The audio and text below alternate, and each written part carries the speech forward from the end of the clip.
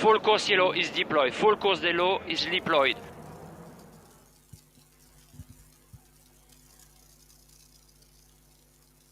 Mute ourselves. Hello, everybody, and welcome to another edition of Full Course Yellow. Here, our weekly get-together where we talk about all things motorsport, and what a big weekend we had of motorsport once again. Brodie Kostecki returns to the winners list. Brock Feeney dominates on the streets of Townsville. We've also got Shane van Gisbergen absolutely killing it as he has done recently on the road course at Sonoma. We've got beautiful cars and some amazing cars and bikes going up the hill at Goodwood. And we've also got a crazy MotoGP from the Sachsenring to talk about a little bit later on in the show as well. To join me talking about all such things, we've got Peter Johnson, we've got Craig Doc Latigo, and for all the way from Queensland, we have Mark Jones. G'day, guys. How are we all? Hey Brett. Hey Jonesy, Pete. Everyone. How are we, gents? Yeah, really good. We were just talking before we came on. I mean, it was just such a crazy weekend. Also, we forgot the fact that we had IMSA once again, and we also had the World Endurance Championship and a Winter Cadillac. Not just a win, but a 1-2 as well. So and a 3-4 for Porsche. Yeah, so unbelievable weekend of motorsport. Quick hello to Mag Cow and Knackers have just joined us straight away off the bat. Jesus, they're only in seconds. Look at them flying. If you snooze, you lose. Yeah.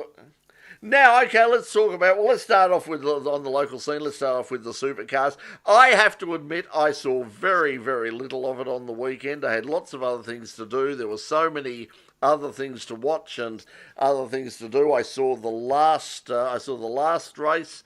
I saw a little bit of top 10 qualifying. I saw one of the Michelin Sprint Cup Challenge races. That's about it. But Peter, I imagine you watched a lot of it, if not all of it. What was your takeaway? Let's start on Friday. Brodie Kostecki. I didn't see any of that at all.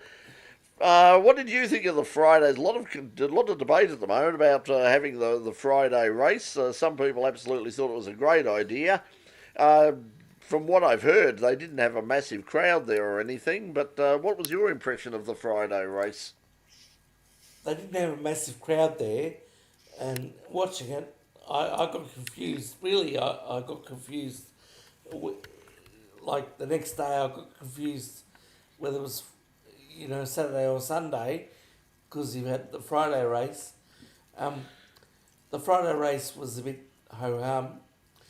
The Saturday race was better because you had Ryan Wood and Chaz Mostert overtaking 15 cars each, which was refreshing in a sprint race.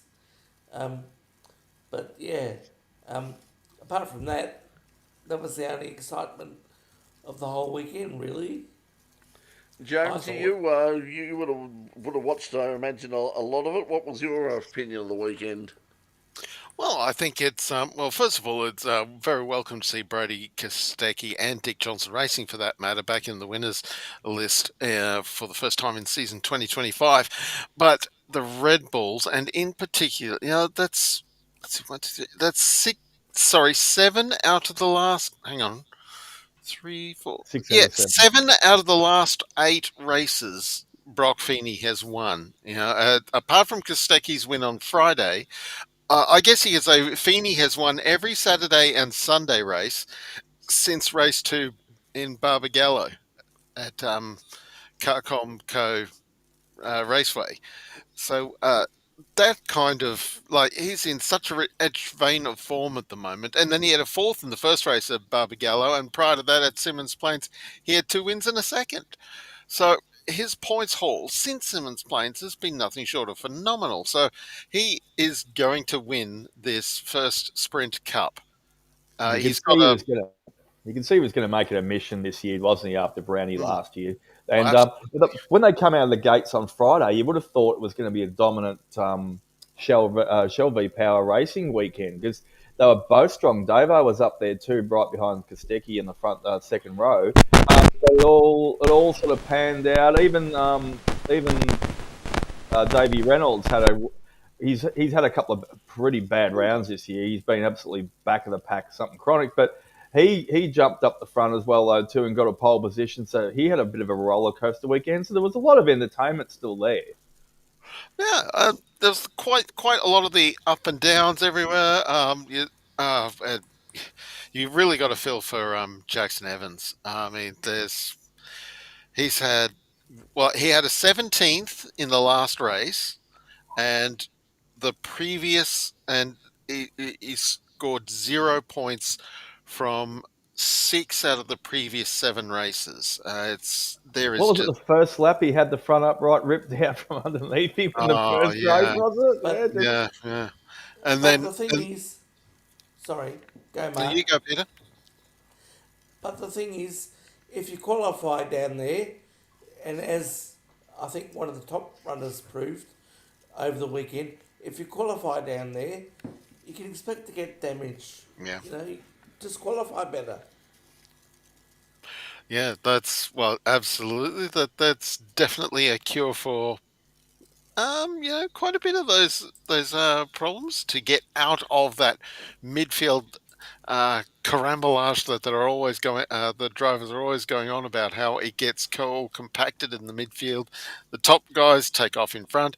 The guys at the back can hang back just a little bit if things are going wrong in front of them, and everyone else in the middle has to find their way through the flying shards of carbon fiber, and that's particularly at street circuits. What was the? If you saw more of the television than I did, I noticed the fact that it looked like a comfortable crowd. Once again, they said, "Oh, it's another record crowd. It's a huge," but it looked like a reasonable crowd. It looked like a comfortable crowd. As I said, I was speaking to Richard before. Unfortunately, Richard is probably not watching at the moment. He's probably fast asleep because he's not been well. I mean, he's doped up on all sorts of. He's doped up on all sorts of lucky stuff at the moment. So he's probably having a good sleep right now. But either way, I was talking to him earlier in the day, and it was sort of pointing out that it looked like a really comfortable sort of crowd. There were lots of areas, particularly in the general admission areas, and they're the spots I look at because they're the if I was going, they're the spots I'd be in because it's all I can afford. So I was looking at it and saying, well, it looks very comfortable, but it's far from packed. I mean, certainly not packed in those areas, and there seem to be some fairly good viewing points around the track from the general admission areas. Yeah. So what do you think with the crowd? Do you think they'd be a little bit disappointed? As far as numbers go, maybe. But I tell you what, there was plenty of space to. Not maybe plenty of space, but certainly there were spaces to stand right up against the fence in that little stadium section right before the final corner. The little bit of GA. Just before the grandstand started, they were only one deep, and you could have found a space in the fence there, and that's what I was quite looking a lot at. of action. Yeah. I thought you could get some really good shots from it. I saw a couple of people like in that area with cameras and all, and I thought, gee, you could get some pretty good shots there. That's looks like a pretty good spot to stand. Yeah, and mind you might be shooting through the fence at a bit of an angle, and that could end up blocking significant parts of the view if you can't see over the fence with the camera. But yeah, no, there was. I think there was. It looked like to me that it's certain. Okay, from a spectator's point of view, I think it was probably just the right amount of crowd. Like it wasn't too crowded. So you could have access to it, and that's probably not what the what organisers were hoping. In other words, you've got a diverse amount of decisions to make on where you want to go. You can maybe, if you've got a 3-day pass, you can go one spot one day, and then another spot further down the next day. Pretty much like we do when we go to Bathurst. It's like I'm going to go to the hill. I'm going to go to the bottom corner this morning. I'm going to go to the top of the hill tomorrow. And I'm going to go Hell's Corner the next day, or I want to go over the top of Reed Park. So yeah, it's but yeah, look. That's the same at the Grand Prix on Thursday. Yeah, much Thursday and Friday. That's why I like going to the Grand Prix on Friday. Well, it was certainly different this year. They had basically a full house on the Friday, and I think they'll probably have it. Though I won't have it on the Thursday because we don't have any Formula One cars. But I would imagine they're going to be absolutely sold out again, especially in light of the. I don't think I'll get a ticket next year. I think it's going to be doubly hard to get a ticket next year. Yeah, it certainly looks that way, and probably I don't know with the prices and all that. And that's one of the things that a lot of people have, quite rightly, been very upset about is that people like yourself who have been like literally every single year. I mean, there used to be a benefit.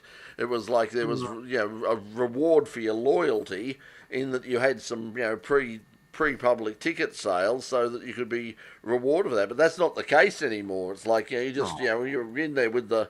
You're in there with the rest of the hoi polloi, and it's like, good luck if you can get through, and manage to get through on time. You might just get something, but it's going to be very hard to get in, I would imagine. I guess if you can sell out the crowd, you don't need incentives. Well, that's the point. It's like someone said to me from the Grand Prix a couple of years ago, was talking about the lack of promotion that they were doing, like compared with the old days, because you'd have like me, and we don't need to anymore. We know we're going to. They've got the F1 movie. They've got Drive to Survive. Yeah. This year they've got. And the interesting thing with that, as I sort of suggested a couple of weeks ago, it's now been confirmed that Apple TV have put up their hand and said that we are very, very interested in getting the US rights to Formula One, and they're prepared to pay very, very big money to get it, and that'll be quite a game changer, because if it's anything like anything that Apple have done in the past, they're not going to sort of sit back and just be hands off. They're going to want to put some of their technology involved, and that was one of the things in making the movie. Part of the deal was that they helped create some new cameras, and they're very, very big, of course, on spatial audio and spatial video because of the Vision Pro. So you would imagine we're going to see sort of some content going on there. I understand that there is some very impressive stuff that you can get on Vision Pro now involving Max Verstappen, and where you literally are sitting there behind the wheel of the car and you can look around, and as you're driving you can pop round this way and pop round that way, and it's just like you're sitting there. Apparently it's pretty amazing. So they're going to be doing a lot of that sort of stuff, and there'll be Well, it was interesting on the weekend. They were spruiking a new angle on Thomas Randall's car over his shoulder. It was static. So it was interesting. That's telling, given what you've just said. That's telling that. Oh yeah, I saw it was fitted it almost fitted on his shoulder of his seat, on his right shoulder instead of over the left side. It didn't show much, in my opinion. No, I didn't think when they were saying, isn't this a fantastic... Crumpo pumped up its tyres. One that's always good, they don't actually thrash it, they don't give it too much of a thing, is they only do about probably once or twice a round, or not even that, is they put Davey Reynolds. They've obviously got permission for the footwell there. And just watching his feet movements, in conjunction with his and with the telemetry and a screenshot of what's going on in the thing. But the main focus, the picture is of the footwell, and it's really, I suppose most drivers would be just as interesting. So also one thing that caught my eye as well. About that before we move on, and we'll discuss this later. I found out today through one of the American podcasts is that Shane van Gisbergen and his team have banned that shot. They certainly had it for the first there, but apparently they've now said, and it was one of the drivers, Denny Hamlin, I think it was, who was talking about it, because he was saying, well, they're not letting, Shane's not letting them put the camera in the car and the footwell anywhere. He said, because he admitted, we was just sitting there looking there going, hang on, what's he doing there? What's he doing there? They need to they do flexor, get some foot massages and put some muscles working and stuff like that, and learning from Well, it. that's what he was saying. He said we're all sitting there, sort of, getting the physios to say, Yeah. I just need to be able to twist and. So then you just need to be able to get on the simulator, but not turn the screen on, not turn the game on, just start playing with the foot pedals and start working it over. But Get in some bitumen karting. I'm going to throw this one out there, and Brett and I caught up with him earlier in the year. It was one and only launch we actually did get to because it was close enough and it was convenient in time-wise. But we caught with Barry Ryan and the guys from Erebus earlier in the year, and we saw a different side of Barry, Brett and I, that you don't see on camera. We saw him on camera and off camera, and obviously he does attract he attracts a lot of criticism, and he invites a lot of criticism sometimes. But I saw one particular shot, and he was on the fence. Oh, sorry, was he in the? He might have been in the garage, and there was a bit of biff and bump going through. And I am the way Jack LeBrock got bloody treated on a passing move. I am right behind Barry in every way, shape, or form. It was borderline 5 second, 10-second penalty. I know they can bump and run a little bit, and there's a bit of barge and stuff and goes on, and a bit of rat-a-tat-tat. But I'm with Barry on one of those passing maneuvers. I think it was Jack got done on it. Brady, start bloody getting a little bit tougher like you did in the first few days when you're in that job. And we saw a couple of moves, particularly down into the first right-hander in that little stadium section at the end of the lap, where you'd see on more than one occasion the overtaking car would lose control of the vehicle and ended up sliding into who they were passing, and that was I guess position. Or putting to gain position, and or alternatively on at least one occasion put their rival into the fence. Reckless abandon, I would even say. Listen, speaking of reckless abandon, there are people with reckless abandon joining us at the moment. Let's say hello to a few of the regulars who are joining us once again. G'day to Mad Cow Mark, great to see you back again. Nice to see you. Also, Paul Van Den Acker is with us again. G'day to Paul. Box with us as usual. Jared is with us as well. Jared Crabb saying Street Race Friday more accessible for crowd locals. It certainly gives them a bit more of a reason to turn up. That's for sure. That's There, Eric is with us again. Good evening to Eric and Paul Anthony Nelson saying Mad Cows. I remember that lot. Evening, mate. So saying hello to Mad Cow.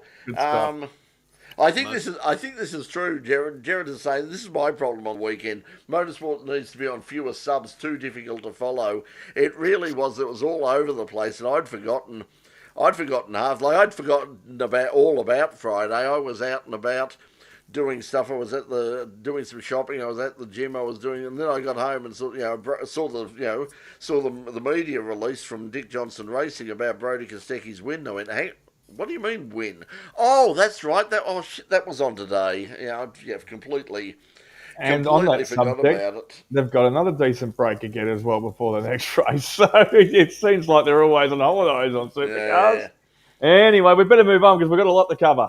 Yeah, that's it. Sandown coming up. Eric saying tickets to Sandown. If you're asking if we've got any tickets, we definitely don't. We don't have tickets for ourselves. We got knocked back from media as well. So did we? I better look at my emails. Gippsland Rally's coming up too. We better talk about that off. We might have a chat about that off air in the next week or two because I've been sending out the email to get on board again. That we missed it last year, and that was really so. That's there you go, NEC, middle of everywhere. But anyway, there was a little bit of speaking of rally. We might as well, that's sort of a good segue to jump on the Goodwood Festival of Speed. If you didn't catch some of that over the weekend, there was highlight packages, or you could watch a whole 10 hours if you wanted, with a few ads thrown in. Yeah, it was, as I said, every year, they are the gold standard of live streaming with this, and they just basically leave the whole thing running. That's one of the things they do, is they don't break it up into tiny little bits. So in terms of like having a link, you don't have to say, here's a link for day one, because we can put it on we can embed all these things on our inpitlane.com website, and I occasionally do, but The problem is they break it up into so many spots. You put up the first one, and then sort of, half an hour before they finish that, they go, part 2, and then they put up. So you've got to be monitoring it the whole time and keep changing the damn embed code to put it up. Whereas Goodwood basically say, we start on Thursday. Here is and we just basically stream for the whole weekend. Well, they've embraced Sky Sports a bit more this year. They were heavily involved this year in it. That's why, a bit more than usual. Well, they've always they've had that for the past few years, but they've done it themselves. I mean, you can watch the Sky Sports feed, but you can watch the Goodwood feed direct, and the Goodwood feed just goes, and it's still up. It's still up running live. If you want to have a look, if you missed it on the weekend and you just want something, and the beauty of it is it's a bit like Test cricket, although runs a lot longer than at least the West Indies second innings did. Or the Wimbledon final over there in the UK. Final.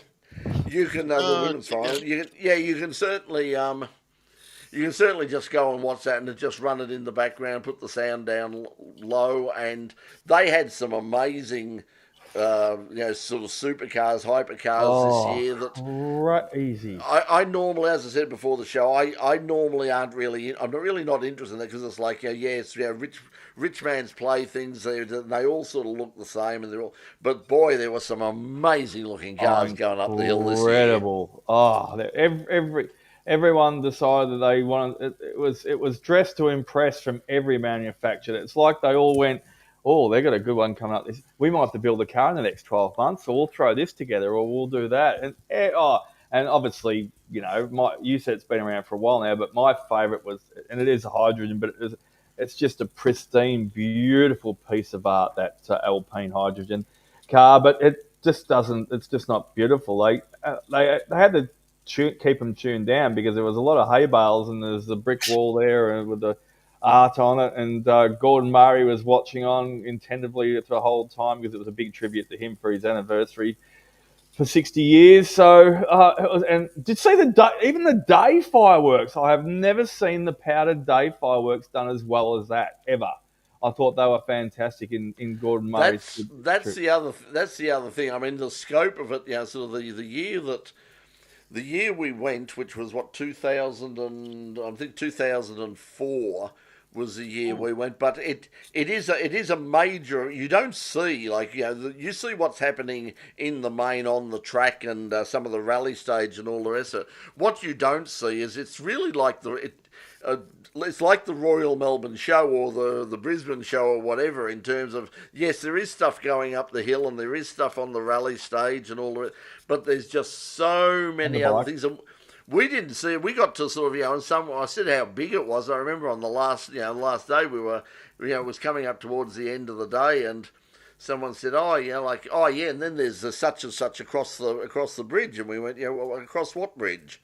Oh, you go down the sun, you go over there, and there's a whole. So literally at the end of the day, we go across there and we have a look at and there's just acres and acres of other stands we didn't even see. It was it's massive. Didn't watch much of it, but the rally was apparently not to be missed this year as well, though.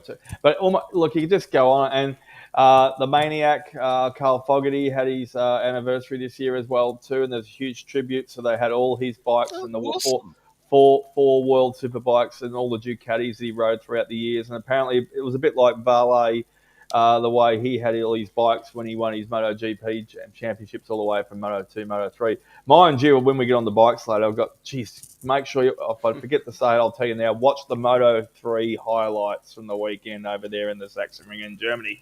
Getting back onto it though, so Fogarty had all the Ducatis back from the late 90s onwards. It's just, but they just really, I suppose they, as Brett just said, they give you 9-10 hours of just freelance scope, and they just wave the cameras around everywhere with gay abandon, and it's just incredible. And it seems to be growing, but there seems to be room still because the grounds are so big that everyone can fit in and take their time. Well, the other thing they do too is nowadays they very much restrict the numbers. I think they're restricted to 100,000 now because they had huge. They had 1 year in particular. I think a couple of years after we went, they had 1 year in particular where it was, almost to the stage of, it was almost Woodstock stage about, like in terms of bringing the army in or something to free people, because it was absolutely insane. And for the week, and after that, they said, okay, you're going to have to buy tickets for each day, and you're going to have to buy them in advance. So there's no just rocking up and turning up. If you don't have a ticket in advance, you don't get in, and they limited it to about 100,000 tickets. But look, it's a great thing. Like a couple of bit of local interest. Our mate Steve Richards was there running Jim's old Nissan up the hill and did very, very well in the shootout, as did Greg Murphy in the Bathurst 24-hour winning Monaro. So he went up there, and it's interesting that Greg loved the hill climb. He was saying, like, it's up there with, in terms of a challenge, it was up there with Bathurst. Now, the other Australian who was there, and this is very interesting because he's gone online and said, I'd heard of it, I knew of it, I've never been, come and had a look, and now I'm just gone, oh my God, this is amazing, we've got to have something like this in Australia, was one Sam Shahin. He was there, and sort of a few people said, would you, like the Bend would be a really interesting place to do something like that. And he went, yeah, I'm way ahead of you, pal. So we might be seeing. Now the interesting thing is, we said last week that I always said that if you were going to do a Goodwood in Australia, a place to do it would be Sandown, and of course. We've got the people behind the Geelong Revival. Chris is who is doing the Sandown thing in February. I feel a little bit. Look, come to Liebert. No, mid-January. It's right in the middle of It's in the middle of middle of the first and the second week of the Australian Open, like the 14th or something, I think. Which is another good week to do it too, because you're going to have so many international, tourists. Because as we well know, Melbourne is just, it's like the United Nations for the 2 weeks of the Open, far more than the Grand Prix is. There's lots of people from overseas come from the Grand Prix, but there's a lot more come for. Trust me, there's way more come for the tennis. I'm going to get the Alpen. I'll do the Alpenglow. The reason I've been looking down the whole time is if we're talking about Goodwood, I'm going to get the Alpenglow. I'll do that as a backdrop next week. I was trying to find a really good picture of it that's suitable for tonight. So if you check it out, if you're listening and watching right now, check out the Alpenglow. That hydrogen car. That is just. Speaking of really interesting, sports cars and GT and dream cars and all the rest of it, Eric was talking about tickets to Sandown. Craig Sargent is pointing out that Shannon's Club members can get free tickets to Sandown using the discount code plug. Sandown R for Shannon's. So if you're a Shannon's Club member, you can get free tickets. It'll be worth it, because I think they're charging about $36, but Friday is free, and that's probably when I'm gonna, depending on what else I've got, that's probably the day that I'm going to try and get there. Is on the Friday to have a look around, and we'll shoot what we can shoot under the circumstances, because as I said, unfortunately, did get knocked back for the media accreditation, so we can't really we don't have access to the places that we normally would. Baby Animals early warning too. It's not that far away. It's just on a month as well too. Sorry, it's a music plug. We do the tune up now, Jones. You got to talk a little bit about music sometimes. 16th, thanks for the encouragement. 16th to 17th of August. Don't forget Phillip Island PR August Access down there as well too. Coming up. Now unfortunately, that's going to be a round of the of a couple of things, but that's also going to be a round of the F4 Australia series. But the interesting thing is, as you say, because it's an August Access round, there will be no public admission. So unfortunately, if you want to go and see it, you won't. I'm thinking that they probably will have some live streaming there, because they certainly did. They certainly did from the opening round at the Bend.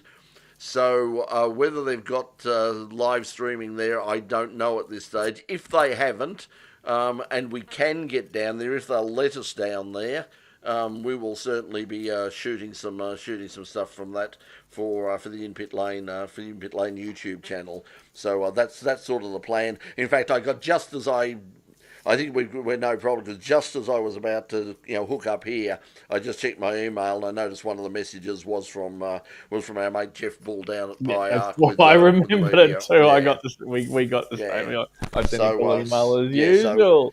So we should hopefully we'll be down there and we'll be able to get some footage and a few interviews and all that from down at. Anyway, we better move on to WEC. How great! Well, let's move on first to rather than WEC, let's go on to SVG because that was the other big story. What a performance again, and he's now been so dominant on these road courses that it's really started a backlash in America. There's a lot of the traditional. A lot of the traditionalists there, and it's interesting. Kelly Crandall, who's the NASCAR correspondent for Racer magazine, has done a really good article that you should go and have a look at over on the racer.com website, where she's basically saying, "Hey, look, old men, get used to it. This guy is good. This is the changing face of NASCAR racing, and whether you like it or not." Instead of whinging about him and carrying on about too many road races and all of the different advantages that it gives him, you're going to have to learn how to actually drive right, turn right occasionally, and make friends, and you might even learn more. I mean, it's not like Watkins Glen or Sonoma are new events to the NASCAR calendar. I mean, it's been a required skill to learn to be top dog in NASCAR. It's just now they're being told, look, see, the level you thought was top isn't where you thought it was. I think that's what Denny Hamlin was saying. He said that he said like talking about road. He said. We thought we had it down. He said after Marcus Ambrose came, we sort of went, okay, we got to learn. It was like, and in the second and third year, it's like we started beating him, and we sort of, went, yeah, okay, we got this now. We know this. We got this road racing stuff all down pat now. We understand. He said, and suddenly Van Gisbergen turns out, and we go, how the hell does he do that? Because a new bag of tricks. It's been almost more than half a generation since Ambrose was in NASCAR. So we've had a whole bunch of drivers come through without that learning. Yeah, and the interesting thing is, and I've seen it's interesting because and I've been getting sort of correspondence from people in America as well saying like hey why we're going to get this influx, this incredible influx. Why aren't we getting this incredible influx of supercar drivers all of a sudden? Because Shane's done so well. Why aren't all the teams just going out there and looking? And that's what they're worried about in America. They're saying, oh, they're just going to go out and get all these supercar drivers. It's worth remembering, even in supercars and in the New Zealand Grand Prix and in everything else, and in the Bathurst 12 Hours and everything else, Shane is a unique talent. He's not just another supercar driver. He was certainly one of the best there is. He's driven just about everything, and pretty much everything he's driven. I mean, he went and he ran. He finished second in his World Rally Championship debut in his class.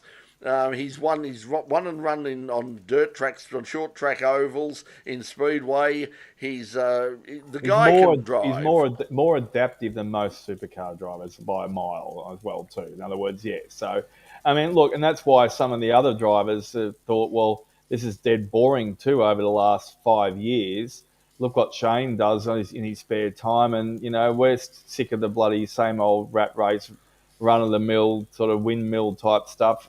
And, Cam went out and done some speedway, and, they all go out and do their own different things a little bit now and diversify rather than just, instead of doing training today, I'm going to get a shout out to Tim Miles as well too, unfortunately, with that bus accident. I suppose you mentioned it last week. But same old thing. This training this week is going to be, I'm doing this day and this that day. Well, they actually, in their spare time, and they've got plenty of holidays, they go out and try different disciplines or different sports, and doesn't necessarily have to be a 4 wheels or 2 wheels or something. So Yeah, and that's the thing that Shane has always done. I mean, as I've pointed out on many occasions, because of the sort of things that we turn up with on in pit lane, they were often the smaller things, and we'd turn up like to kart meetings and to drift meetings and to all sorts of things. And suddenly you'd be walking around with a camera and a microphone, and you'd see Shane there, and he'd sit there and go, "Oh no, don't," And it's like, "No, we're not here for you." And it's like, "Good," because I'm just right. I'm just one of the guys. I'm helping my mates. I'm having a bit of fun.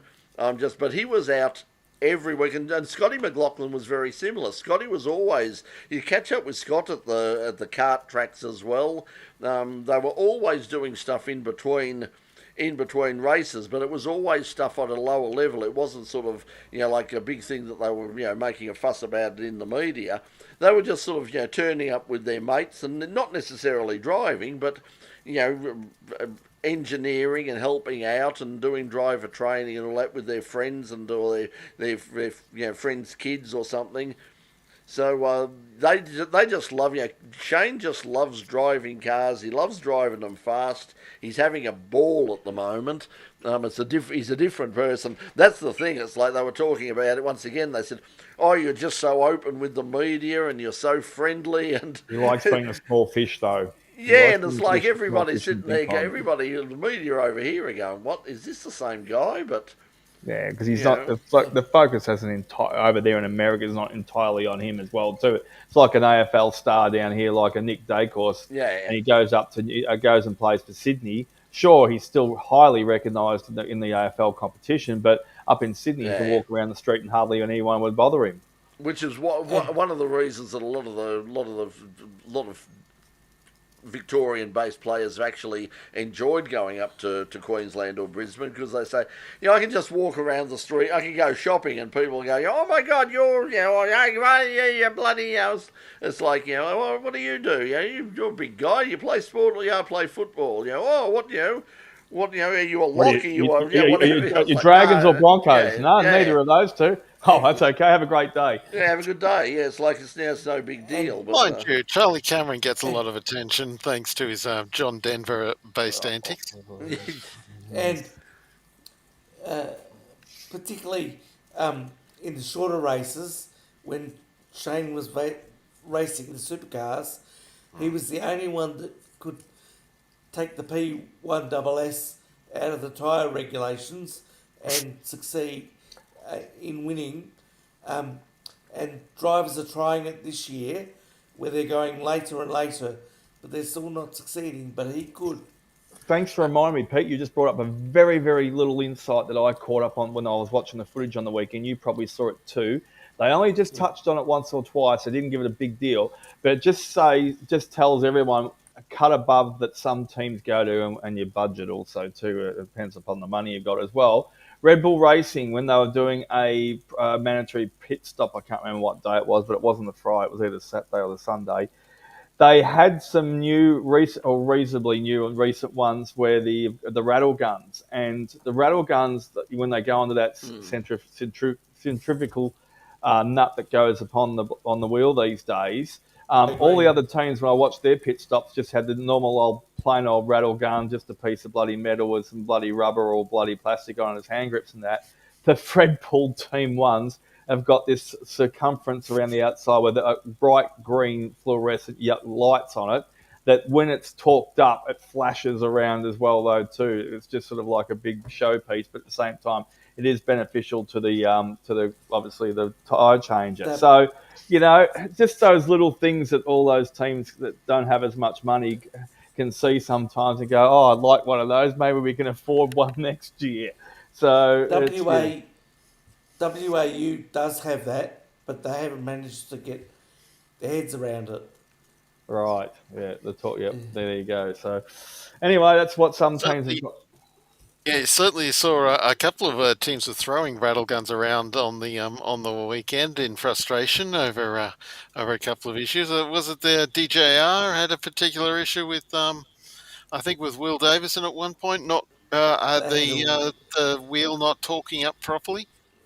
and it was attached when I they think the dropped whole him. nut sheared itself off in the middle of it. And I think it was a different that was a fault. The wheel gun was attached when they dropped him. That's what it was. Yeah. Yeah. Yeah, they also they also had interesting in NASCAR as well. There was a car late in the race that lost its wheel, and once again the traditionalists were going, well, back in the day when you had four lugs like a proper car, and they got this central line. It's a 1 point of failure, and that's it. So, and that's why Larry Perkins always liked the traditional way. He wasn't a big rap for the centre lock wheel. I know, Because, he put me on the breaker bar one day. Remember, Brett? Phillip Larry Island, Perkins put me on the breaker bar. I'm not kidding. Yeah, Larry and Jack were that was it. I mean, it was. Well, it I was just Larry commenting. and Jack were the team. So Jack was just trying to get it off on his own, and I sort of just indicated you're a bit of a lightweight there, Jack, and Larry, and said, "Well, come on, jump on and give us a hand." Yeah. So you can imagine. I've told this story before, but it's been a while. But you can imagine this great big long breaker bar as if you're working on a truck. And Jack and I got arms around each other's shoulders and bouncing up and down like we're in a circus on a tightrope with each other, trying to get a bloody wheel nut off. I'm not kidding. That's what we were doing. We were up and up, bouncing up and down. And Larry's just sitting in the driver's seat in the car, helmet on, just probably laughing at himself. Yeah. So so that was it was Phillip Island quite a few years ago at the historic. So so that's the deal there. But so anyway, congratulations to Shane. The interesting thing is, you've got I think it's 4 drivers now who have won 3 races each, and Shane is among them. So, but as and not the worst of them on the seating system. Yeah, and Denny Hamlin. But this is what Denny Hamlin was right, because this is how. I mean, it's interesting. I forget the name, but just you'll find a Denny Hamlin podcast. I'm sure you'll find it. He's genuinely sounds really, really depressed, because he's basically saying, well, if they have 6 road courses and street courses a year, hardly worth us turning up, because there's no way we're beating this guy. I mean, he was just so defeatist with it, like this guy's just he ain't even trying now, Well, he certainly put on a masterclass of tyre management at the Sonoma race. He had a sufficient pace advantage on the field that he could take care of his tyres properly. They had the strategy worked out just nicely done, which he's always done, even here. And I mean, even with the Bathurst 12 Hours, he was famous. He was famous for that. He's at one. He's very much like Brock. He's very much at one with the car. He understands what it's doing. He feels it. He treats it with respect, and it's like, and he knows, I've just got to keep this at and so that when I need it, I've got it. The other thing is that they were doing, and they did this in Mexico as well, and Chicago, is they're not focused on the stages. I mean, Shane eventually won a stage, but once again, he was like, and the commentators were going, what is he pitting for? Why is he going into pit lane now? I mean, he's going to lose stage 1. It's like, Shane's going in at before stage 1 is even finished, because he's looking at what's going to happen at the end of the race. Yeah, which is coming from the engineering side, even back in Australia or Formula One, where they work on a whole strategy. Not just a bit of Tour de France. You just don't have to win 2 or 3 stages. You're looking at the big long run at the end picture for the yellow jersey in the last for the champagne stage. And that's what he used to do here in the supercars. And that's why we knew. That's why we knew that first year at Chicago. As I said, I think everyone was the same. We all got up at that ungodly hour of the morning and looked at him in 18th place, and then saw him in 16th and then 14th, and went, "He's going to win this," because we knew everybody was going, "Hang on, where did he come from?" I think anybody who was sitting here was going, "We've seen this movie before." A quick little post I picked up on the weekend. Sorry, it is Formula One related. We're not going to bang on about this week. I hope there's truth to it. It's just not something that was made up. Obviously, I don't want to harp on it too much. The Hulk obviously got a podium in whatever races, and blah blah blah blah blah. Well, the team afterwards with the celebrations didn't have much plonk around or celebrations or champagne and that. did everyone see that Mercedes and Aston Martin helped them out and gave them all their stash Yeah, so they can celebrate? we Well, talked they about weren't it. using Yeah, it. we talked about it last week. It was, but How the good thing was, was that? everybody was so happy with everybody was so happy for Hulk to get get that. And there's also, if I don't know if you've seen it, there's lovely footage on his social media of his daughter. Yes. Very watching on television and suddenly seeing Daddy on the podium and suddenly realising that, oh my God, Daddy's on the podium, and just going absolutely. Daddy made TV properly. It's like suddenly realised, oh my God, he's Jimmy saying also he was foxing in practice and qualifying. The rest were chasing those times. He had plenty in reserve for the race, and then some more in time, which again is something that he's playing the big. Playing the big picture again. Also, Jared saying the Trackhouse not been the best on ovals as team car setup strategy, and that's one of the things that I think that was in Kelly. I think it's Kelly Cramden, but her article also said that it's like all those people go, oh well, he can't win on ovals. Just remember that effectively he's in his second year. He's pretty much still a rookie in terms of ovals. He's very much still a rookie. And the team are also not that experienced on ovals. At some stage, both he and the team will get the ovals right, and then things it's like get used to it, guys, because like once he learns how to drive on the ovals, once he gets comfortable with it,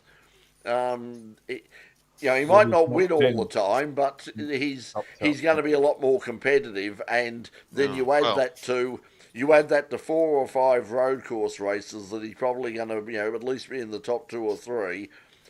He's going to be a pretty much a regular feature in the playoffs for whenever they have this damn silly format, which I can't stand. They're going to the race for the cup for the prize. Then they're going to he's probably going to be a part of it. Well, we saw Will Power had to acclimatise to the ovals back in back when he was making his way in IndyCar, and he started from the same sort of position as Shane did, with being dominant on the road courses. That's why I think Scotty McLaughlin has done such an amazing job. I mean, because he came up to speed on the ovals very quickly, surprisingly quickly. Just going to touch on the 2 wheels before we get to WEC then, Brett, because I'm not only going to spend probably 30 seconds a minute on it. Marc Márquez is now the second most winning MotoGP winner of all time, behind Valentino Rossi, and then, of course, what's his name? Mitchell Stark, I think, based on the news of the week. He got his 400 as well, though, too. So Marc Márquez, dominant weekend over there in the sprint race and also in the MotoGP. Franco's just a little bit off the pace.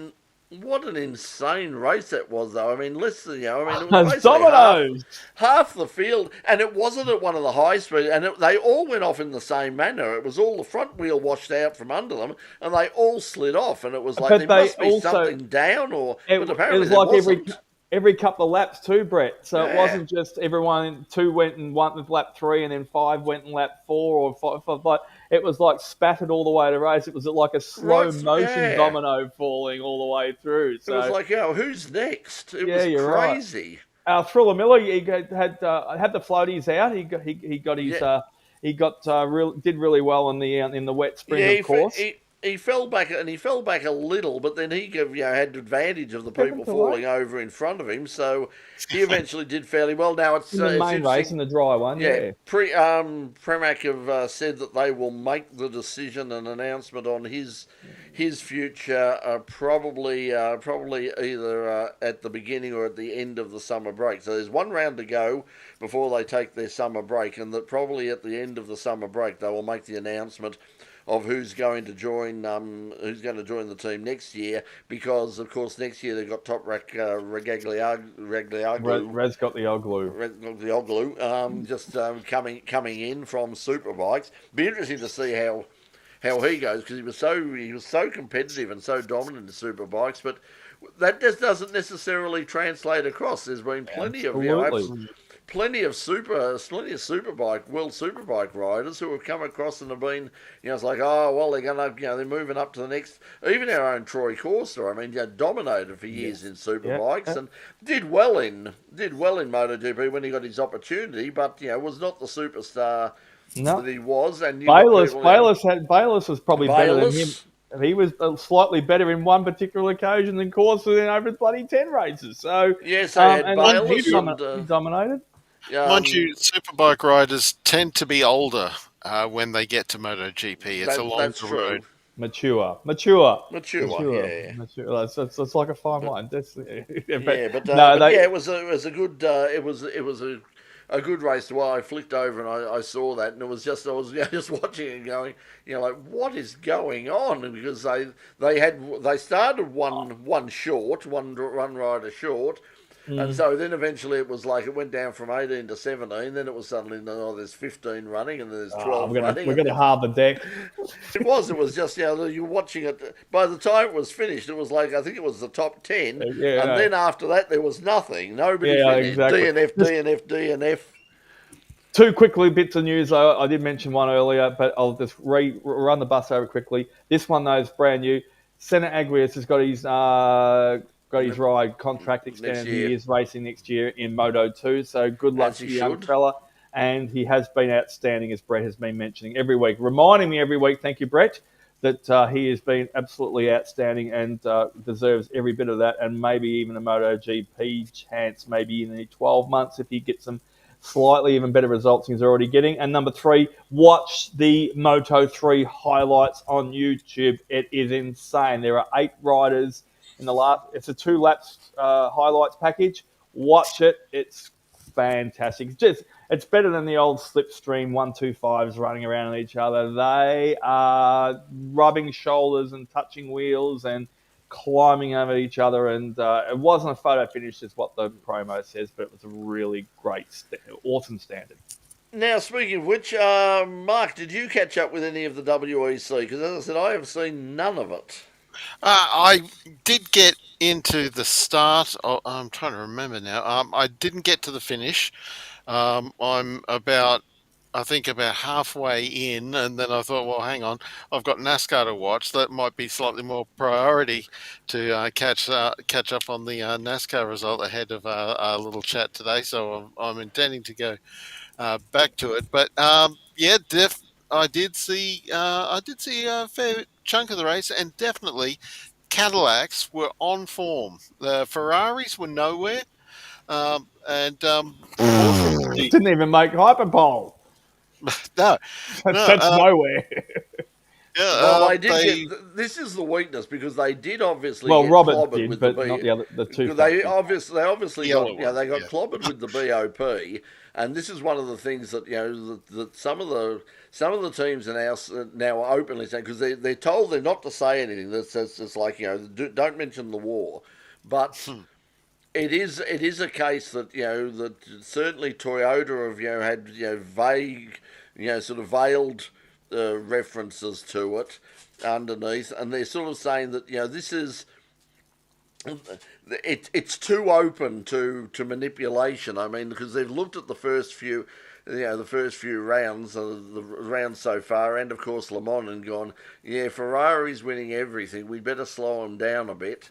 And suddenly they've slowed them down probably too much now. But it was great to see. It was also the other good thing about it was, and I think one of the reasons they did it is because of the altitude and the air quality at Interlagos. They really thought that the Cadillac and the Aston Martin would, being normally aspirated cars would really struggle, and they've basically sort of slowed down the turbo cars, a bit, so to give them. The Brazilians have always been heavy smokers, Brett. Yeah, well, that's true, but anyway, it's obviously worked very well. So that'll be fabulous for Cadillac. Great to see them. Spoiler alert! Brett and I allowed to give away a bit more, Jonesy. Can we? Without you've only seen half of it, results. Oh no, I'm fine with that. I'm not. Okay, I'm not cool. All right, because But yeah, I should make mention, of course, like in the light of the parity adjustments that you made mention of there, Brett, that Peugeot jumped up the running order from last Yeah. to in contention for top three and ending up sixth and seventh behind Cadillac and the two Porsches.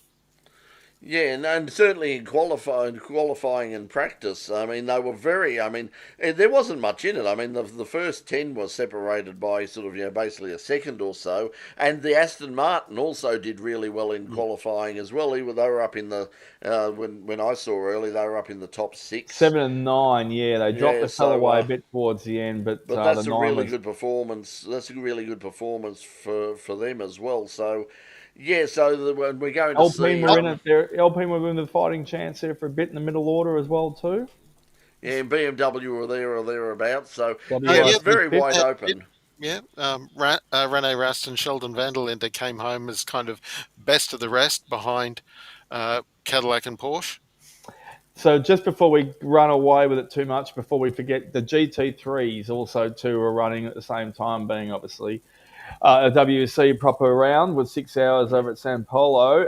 The Aston Martin behind me in the last, well, I think it was about 2-3 minutes to go, managed to Eduardo Barrichello was in the car behind me, as you see right now, and he took out Michelle Gatton in the Iron Dames Porsche. He passed her, which was a bit unfortunate, but at the same time, and with the Lexus dominant again, got first. So one of the two Lexuses were, like, they had 2 running. One of them got first. Corvette got second, which was really great to see. So once again, normally aspirated cars. Yeah, and mixed bag of lollies of manufacturers across the top 5, top 10 of all. But I want to just quickly mention one thing about the Aston Martin and the driver behind me, who was a big part because he also qualified in it as well too. A few years ago, Brett and I were at the Sandown racetrack, and it was pre-COVID, so it was the 2010s. And a guy by the name of Rubens Barrichello had only been out of the Formula One scene for a couple of years, and it was a big deal to pay the guy to come over to Australia and jump in one of those open wheelers, which was really great to see. It doesn't matter about the money and all that, but Rubens is there, and he gave a lot of his. He was a really great guy and gave Brett a fantastic interview beside the trailer in the car park. But however, we did the proper presser earlier that day, and it was all that formality in the conference room and blah, blah, blah, blah, blah. And to say the least, Brett and I were there. We had the camera set up and we're like, etc. like that. It was as boring as batshit. It was absolutely it was like an English bloody damn afternoon Devonshire tea in the bloody high tea in the back of the freaking men's club. It was so boring there. You had all these journalists, and they were just saying all these, and it's wonderful to have. Anyway, I decided, I looked at Brett, and I'm going to go. I'm going to have a go. I'm going to ask him a question.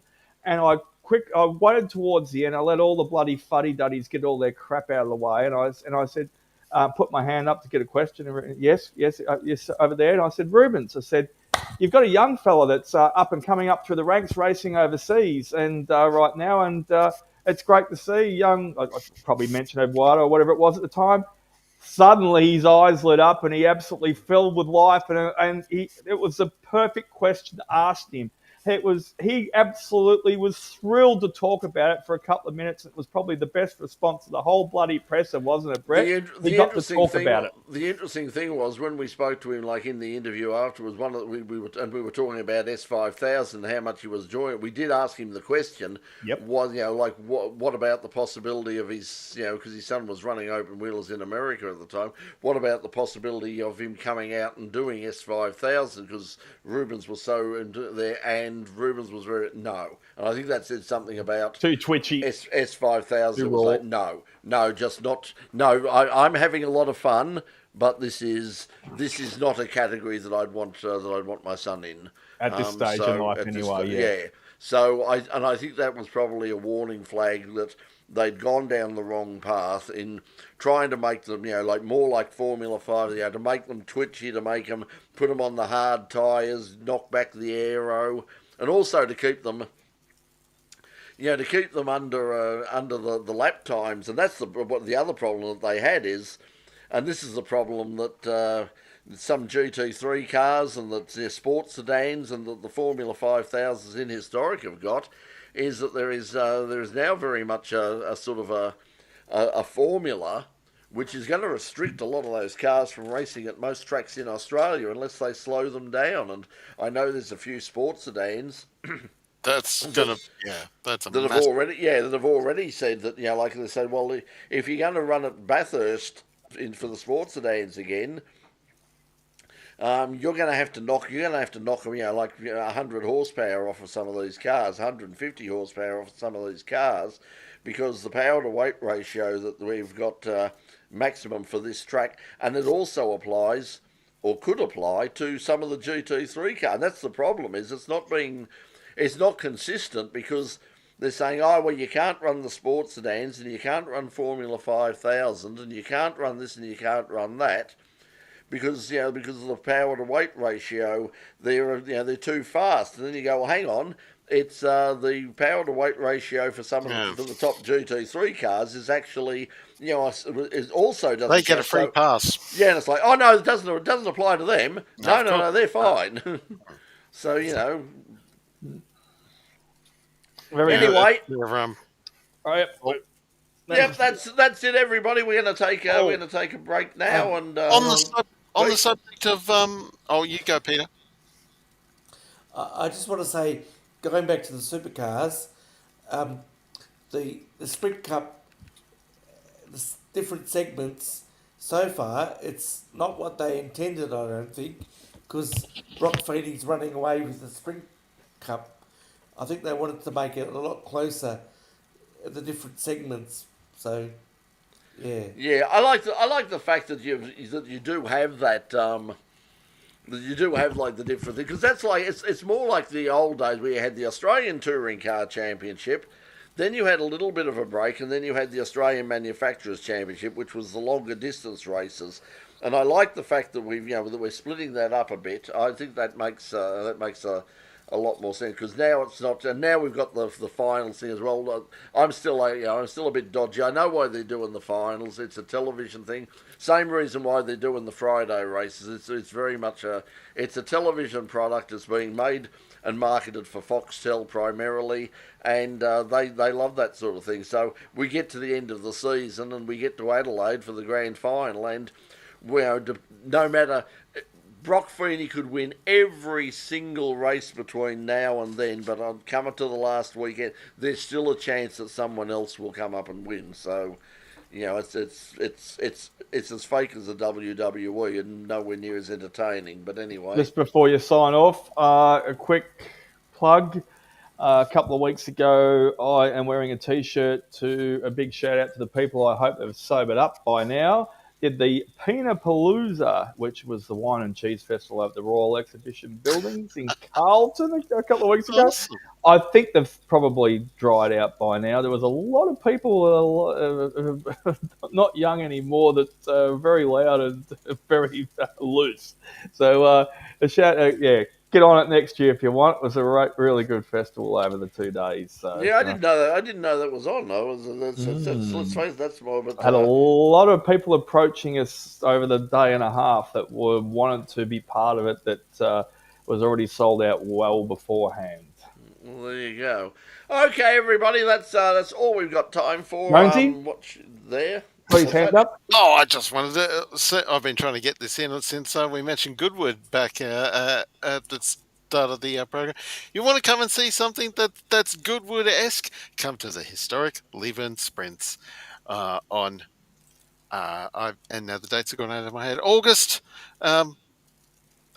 23rd and 24th, and that's a little slice of Goodwood in rural Queensland. Yeah, so we mentioned last year that I'd love to go up and see that, because that's a fabulous looking event. I've see that from a distance and go, I'd love to go up and do a story on that. It looks like a fabulous event. We've also got, once again, remember that we've also got the Baskerville Historics coming up.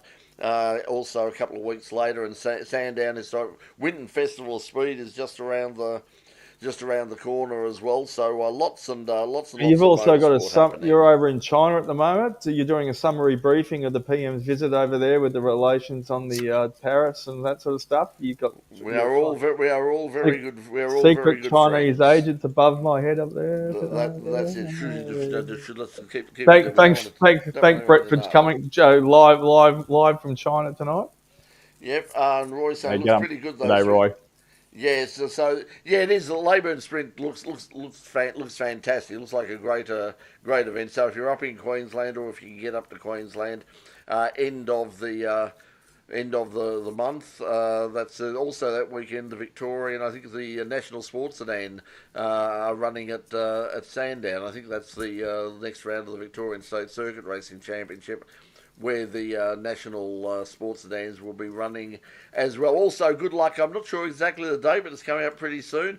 Our good mate Nicola Shembry, Supercars racer, running over. He's run at the UK, but he's going back and he's going to race at Assen.